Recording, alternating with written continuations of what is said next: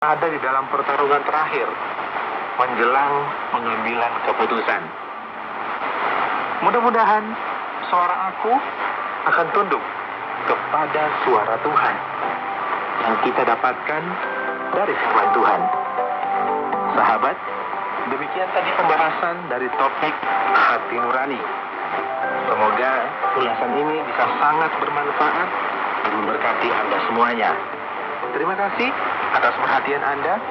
Sampai jumpa kembali dalam topik yang berbeda dalam program Jembatan Hati. Shalom, salam sejahtera. Program Jembatan Hati diproduksi dan dipersembahkan atas kerjasama Yayasan Perang Warga Rohani di Batu, Jawa Timur, dan Penerbit Alam Hidup di Bandung, Jawa Barat. Program ini dengan sederhana menyoroti dan memaparkan kondisi hati manusia dan karakter manusia di bawah terang firman Allah.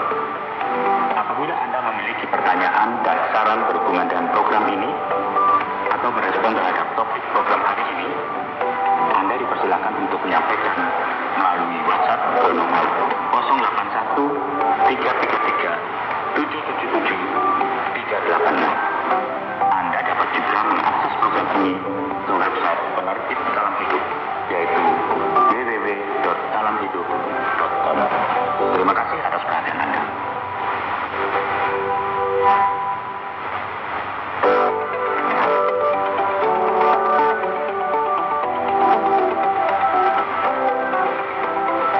Shalom, sahabat pendengar dimanapun berada. Kita kembali berjumpa dalam program Jembatan Hati. Pada kesempatan kali ini kita akan bersama mempelajari satu topik, yaitu hati nurani. Menarik membahas topik yang satu ini, sahabat, karena topik ini begitu dekat dengan kita. Untuk itu, sahabat, saya mengajak Anda untuk kita bersama menyimak topik yang satu ini.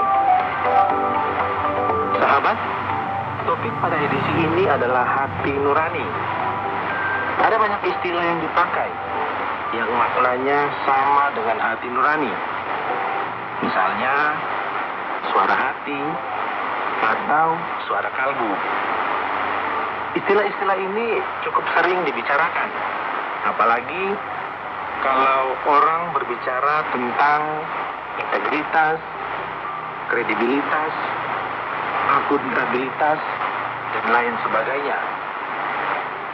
Ada dua kata dasar dalam frasa ini, yaitu hati dan nurani. Hati menunjuk kepada ruang yang paling dalam, pada pusat pemikiran, perasaan, dan sikap manusia. Hati juga merupakan pusat dari iman dan spiritualitas manusia. Sedangkan kata nurani dalam KBBI artinya berkenaan dengan cahaya atau sinar.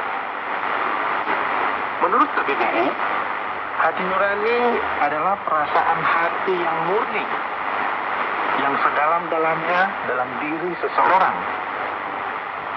Juga berarti lubuk hati yang paling dalam. Jadi, kata hati dan nurani pada dasarnya mempunyai makna dasar yang sama. Jadi kalau dua kata ini digabungkan, maka lebih terasa penekanannya, yakni sesuatu yang berada pada bagian yang paling dalam diri atau hati manusia itu sendiri. Menarik bahwa KBBI menjelaskan nurani itu bersifat cahaya atau sinar. Maka bisa dipahami bahwa dalam hati manusia ada cahaya atau sinar yang menerangi pikiran sikap hati seseorang, memberitahu sesuatu tentang apa yang benar atau salah, dan yang baik atau yang jahat. Cahaya ini juga memberikan petunjuk tentang apa yang seharusnya dibuat atau tidak boleh dibuat oleh seseorang. Demikianlah secara sederhana kita mengerti tentang makna frasa hati nurani itu sendiri. Lalu, apa sebenarnya yang hendak kita bicarakan dan renungkan di bawah topik hati nurani ini?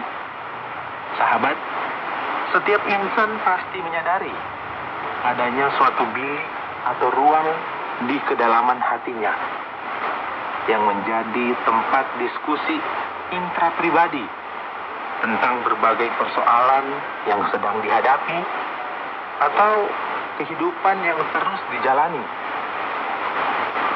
Diskusi yang sangat internal ini biasanya harus berakhir dengan pengambilan keputusan mengenai apa yang harus dilakukan, yang harus dikatakan, atau ditulis.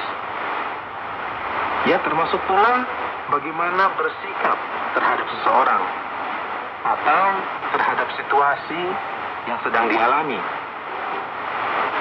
Setiap orang mengalami bahwa pertimbangan dan pengambilan keputusan di ruang hati kadang-kadang berlangsung sangat cepat. Kadang butuh waktu lama juga, dan kadang berakhirnya dengan penundaan.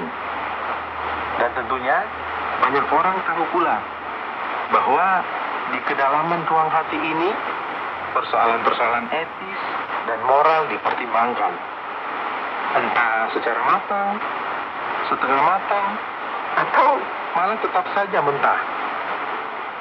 Di ruang yang tersembunyi tidak ada seorang pun yang tahu ini. Selalu ada ide, ada pendapat, ada nasihat, ada saran, dan bahkan arahan. Ada juga hal-hal yang diperbandingkan. Ada contoh-contoh yang mencerahkan dan memberikan pengertian tertentu. Di sana ada pula nilai-nilai yang bersumber dari diri kita sendiri, berasal dari keluarga, atau bahkan dari masyarakat. Ada juga nilai-nilai yang berasal dari suatu sistem kepercayaan, adat istiadat, tradisi, dan lain-lain. Semua sajian itu memang dianggap baik dan benar. Sekalipun memang kadang-kadang berbeda satu sama lainnya. Namun sesungguhnya, semua itu bertemu di ruang hati itu. Percampuran semua materi pertimbangan itu menolong seseorang mendapatkan penerangan tentang hal-hal yang mungkin berakibat tidak baik dari perkataannya, sikapnya, maupun perbuatan yang ingin dilakukannya. Tentu sahabat, kita bisa bertanya, siapa-siapa sih yang sebenarnya hadir dan terlibat dalam diskusi di ruang atau bilik hati yang tidak kelihatan dan tidak diketahui siapapun itu kecuali diri sendiri? Nah, kalau diamati dengan seksama, kelihatannya ada 4 pihak sebagai representatif yang selalu bersuara dan mendorong suatu keputusan di dalam diri seseorang. Sahabat, setiap kita secara pribadi adalah satu-satunya pemilik dari bilik rahasia itu. Dan kita sendirilah yang punya suara paling dominan di bilik hati itu. Dan karena kita sendirilah yang paling bertanggung jawab atas kehidupan kita kepada Tuhan dan kepada sesama, maka kita sendirilah yang akan menanggung segala akibat atau risiko dari keputusan-keputusan kita. Keempat representatif yang saya maksudkan adalah yang pertama, seperti apa yang Desi Anwar dalam bukunya Hidup Sederhana menyebut sebagai suara-suara dalam kepala yang sudah terekam dalam kesadaran selama hidup seseorang. Suara-suara dalam kepala yang dimaksud Desi Anwar adalah misalnya suara orang tua maupun keluarga yang kita cintai dan yang mencintai kita. Mereka selalu menginginkan yang terbaik bagi kita dan telah banyak berkorban demi kita juga.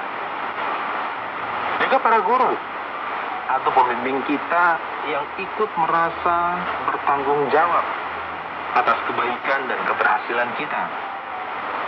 Ada juga mungkin teman-teman dan sahabat kita, atau siapa saja yang kita hargai dan kagumi. Mereka semua adalah pihak-pihak yang kita percayai dapat menolong dan mengarahkan kita kepada kebenaran dan kebaikan. Karena itu, suara-suara mereka masih terekam dalam ingatan di kepala kita.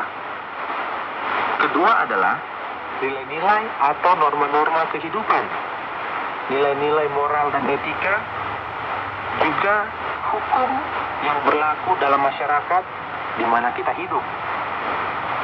Ini juga merupakan suara-suara yang kuat, yang selalu muncul di benak kita atau di bilik hati kita.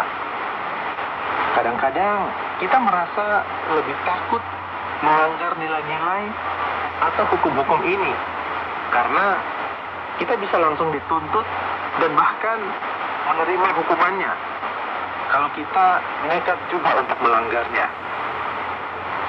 Yang ketiga adalah suatu suara yang nampaknya lebih tahu tentang kebenaran yang sesungguhnya dan kebaikan yang sebenarnya, tanpa distorsi apapun, tanpa bisa dipengaruhi atau dihasut oleh pihak manapun. Mungkin inilah yang dapat disebut dengan hati nurani. Juga seperti yang dijelaskan oleh novelis Naning Pranoto dalam bukunya Writing for Therapy, bahwa suara hati adalah nurani yang jujur mengatakan salah atau benar, tetapi sering diabaikan. Bahkan orang dapat nekat membunuh nuraninya demi suatu pembenaran, pendapat, dan perilaku pribadinya. Banyak orang melihat suara hati atau hati nurani ini sebagai suara Sang Pencipta yang Maha Kuasa dan Maha Kasih. Suara Tuhan yang tahu segala sesuatu. Tidak mungkin ada satupun titik noda yang bisa disembunyikan dari hadapan Tuhan. Yang keempat, yang merupakan representatif terakhir, adalah suara kita sendiri sebagai pemimpin sekaligus pemilik dan penguasa atas diri kita. Keputusan terakhir memang akan ada di tangan diri kita sendiri, masing-masing orang dalam kebebasan dan kedaulatannya. Dan keputusan terakhir ini biasanya dipengaruhi oleh 3 unsur utama dalam diri kita, yakni kepentingan kita, keakuan kita, dan karakter kita. Dan jangan lupa, masih ada faktor-faktor pendorong lainnya yang ikut mempengaruhi proses pertimbangan dan pengambilan keputusan pribadi kita. Faktor-faktor itu adalah interest atau minat yang kuat akan sesuatu, hobi atau kesenangan pribadi, pola hidup, serta gaya hidup pribadi yang sudah menguasai kita, dan nilai-nilai hidup pribadi kita yang cukup kuat kita junjung tinggi dan pelihara dalam hidup kita sendiri. Tetapi sahabat, boleh jadi representatif yang ketiga dan keempatlah, yakni hati nurani atau suara hati dan suara aku sendiri yang ada di dalam pertarungan terakhir menjelang pengambilan keputusan. Mudah-mudahan suara aku akan tunduk kepada suara Tuhan yang kita dapatkan dari firman Tuhan. Sahabat, demikian tadi pembahasan dari topik hati nurani. Semoga ulasan ini bisa sangat bermanfaat dan memberkati Anda semuanya. Terima kasih atas perhatian Anda. Sampai jumpa kembali dalam topik yang berbeda dalam program Jembatan Hati. Shalom, salam sejahtera. Program Jembatan Hati diproduksi dan dipersembahkan atas kerjasama Yayasan Terang Mata Rohani di Batu, Jawa Timur, dan Penerbit Dalam Hidup di Bandung, Jawa Barat. Program ini dengan sederhana menyoroti dan melemparkan kondisi hati manusia dan karakter manusia di bawah terang firman Allah. Apabila Anda memiliki pertanyaan dan saran berhubungan dengan program ini, atau berespon terhadap topik program hari ini, Anda dipersilakan untuk menyampaikan melalui WhatsApp ke nomor 081 333 777 386. Anda dapat juga mengakses program ini ke website penerbit Kalam Hidup, yaitu www.kalamhidup.com. Terima kasih atas perhatian Anda. Sahabat, tanpa terasa 30 menit telah kita lalui bersama. Saya mengajak Anda untuk tetap mendengarkan program Jembatan Hati, sebuah program yang berbicara tentang Allah Pencipta dan manusia sebagai umat ciptaannya. Di minggu depan, pada gelombang 25 meter atau frekuensi 11.965 kHz, pukul 17.30 waktu Indonesia bagian Barat. Inilah KTWR Agana Guam.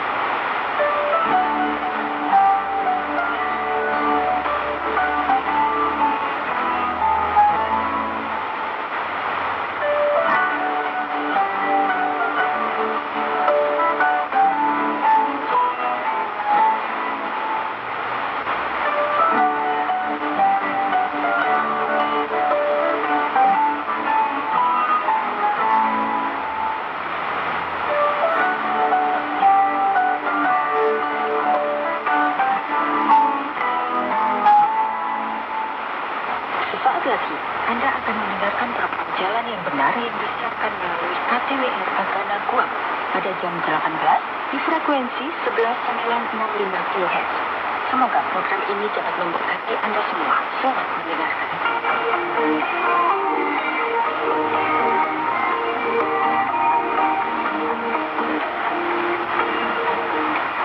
Selamat datang ke program Jalan yang Benar. Dalam 4 pertemuan terakhir kita telah mempelajari kisah Nabi Daud. Kita telah melihat bagaimana Daud merupakan seorang gembala. Dia juga seorang pemain arpa, pencipta lagu, murid firman Allah, dan pahlawan dalam peperangan. Dia juga raja Israel dan seorang Nabi Allah. Dalam pelajaran terakhir, kita melihat bahwa Daud juga seorang pendosa dan yang melakukan yang tidak menyenangkan hati Allah. Walau bagaimanapun, kita telah melihat bagaimana Allah mengampuni dosa Daud, kerana Daud benar-benar bertobat dari dosanya. Dengan hati yang bertobat dan percaya kepada janji Allah tentang seorang penebus yang akan datang ke dunia dan menerima hukuman atas dosa manusia. Rancangan kita hari ini adalah untuk merenungkan kandungan buku yang paling menakjubkan dalam Alkitab. Zabur mengandungi 150 buah lagu selama ratusan tahun. Allah menggunakan beberapa nabi untuk menuliskan Zabur. Di dalamnya terdapat tertulis daripada Musa, Sulaiman, anak-anak Azam, dan anak-anak Korah. Tetapi Daudlah yang paling banyak menulis dari nabi-nabi lain. Lagu penyembahan yang pertama menunjukkan kepada kita dua jenis kumpulan manusia yang wujud di dunia ini. golongan yang berjalan di jalan kebenaran dengan orang yang berjalan di jalan yang sesat. Dalam Zabur pertama kita lihat di sini ada jalan mereka yang diberkati dan jalan mereka yang binasa. Semua orang mahu diberkati, tidak ada yang mahu binasa. Dan Allah mahu semua orang diberkati. Tetapi untuk itu Anda perlu datang ke jalan yang benar yang telah Allah tentukan. Apakah jalan yang benar itu? Lagu pertama dalam Zabur ini boleh diringkaskan dalam dua perkara. Pertama, jangan ikut jalan yang mempersendakan firman Allah. Renungkan firman Allah dengan tujuan untuk memahami, mempercayai, dan menerima jalan keselamatan yang telah ditetapkan oleh Allah. Jika Anda percaya dan mengikuti jalan kebenaran Allah, Alkitab berkata, hidup Anda akan menjadi seperti pasir yang ditanam di aliran air. Hidup Anda akan ditetapkan dalam Allah sendiri. Menghasilkan buah pada musimnya seperti kasih, kegembiraan dan kedamaian. Sebaliknya, jika kamu tidak mengikuti jalan kebenaran Allah, kamu akan musnah seperti sekam yang ditebangkan angin.